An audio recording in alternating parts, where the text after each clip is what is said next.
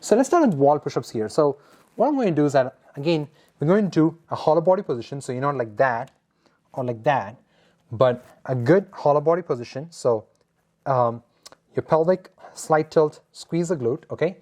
And then I'm going to put my hand on the wall like here, okay? So now I'm just going to lower myself down, so you don't have to put your hand like here. It could be anywhere kind of slightly below your shoulder height, okay?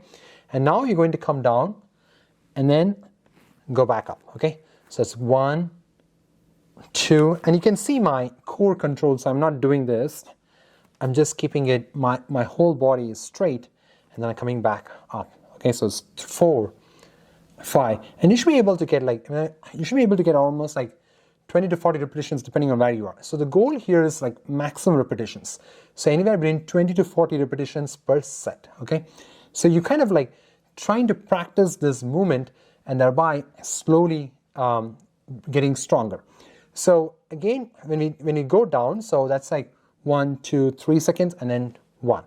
So 1, 2, 3 seconds. So we're focusing on the eccentric motion here, and the eccentric, which is basically kind of lowering, or basically think about like the chest is relaxing, at the same time it's kind of contracting. So this is a good way to actually build your strength, okay? So this is where the wall push-ups comes into play, okay?